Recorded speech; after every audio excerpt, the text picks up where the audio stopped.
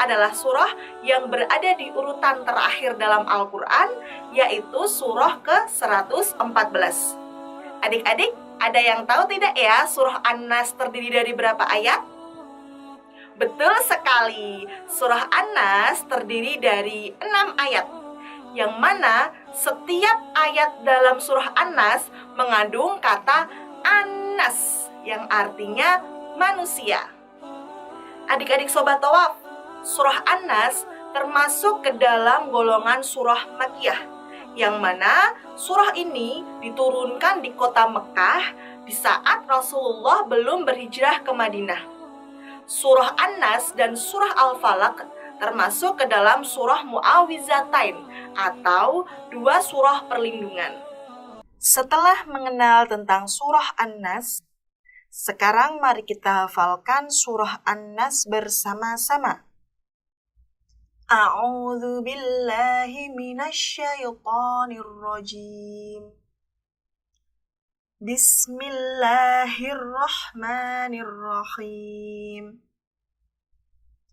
Qul a'udzu birabbin nas,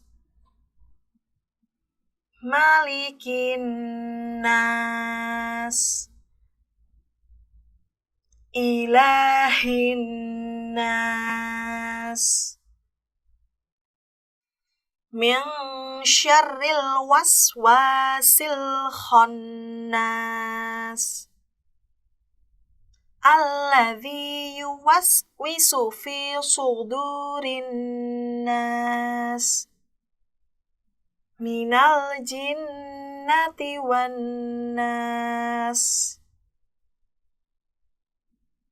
Mari kita ulangi menghafal surah An-Nas sekali lagi. A'udzu billahi minasyaitonir rajim. Bismillahirrahmanirrahim. Qul a'udzu birabbin nas, malikin nas, ilahin nas, min syarril waswasil khannas, alladzi yuwaswisu fi sudurin nas, minal jinnati wan nas. Isi kandungan surah An-Nas. Pada ayat pertama surah An-Nas artinya, katakanlah Muhammad, aku berlindung kepada Tuhannya manusia. Ayat pertama dalam surah An-Nas menjelaskan tentang perintah manusia agar berlindung kepada Allah Subhanahu wa Ta'ala.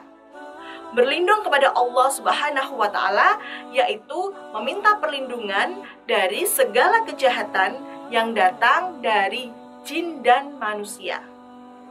Ayat yang kedua pada surah An-Nas artinya Raja Manusia. Pada ayat ini menjelaskan bahwa Allah adalah Raja yang memiliki kekuasaan tertinggi terhadap manusia.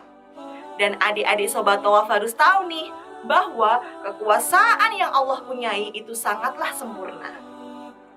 Ayat yang ketiga surah An-Nas artinya sembahan manusia. Pada ayat ini menjelaskan bahwa Allah adalah Tuhan yang Maha Kuasa dan wajib disembah oleh manusia. Dan hanya Allah lah Tuhan yang satu-satunya yang wajib disembah dan diagungkan. Ayat yang keempat dalam surah An-Nas artinya dari bisikan setan yang bersembunyi. Ayat kelima dalam surah An-Nas artinya yang membisikkan kejahatan ke dalam dada manusia. Ayat keempat dan kelima dalam surah An-Nas menjelaskan bahwa kita harus berlindung kepada Allah Subhanahu wa Ta'ala dari bisikan setan yang selalu mengikuti gerak-gerik kita dan mengajak kepada keburukan. Dan adik-adik Sobat Thawaf harus selalu waspada bahwa bisikan setan itu sangat banyak dan beragam. Ayat ke-6 surah An-Nas artinya dari golongan jin dan manusia. Ayat ini menjelaskan bahwa ajakan-ajakan terhadap keburukan tidak hanya datang dari golongan setan saja, tetapi ajakan-ajakan kepada keburukan juga bisa datang dari golongan manusia. Nah, adik-adik, kita tadi sudah belajar bersama tentang menghafal surah An-Nas dan memahami isi kandungannya. Pesan dari Kak Ella, adik-adik Sobat Tawaf, jangan lupa untuk selalu membaca surah An-Nas, surah Al-Falaq, dan surah Al-Ikhlas ketika pagi dan petang agar kita selalu berada dalam lindungan Allah Subhanahu wa Ta'ala.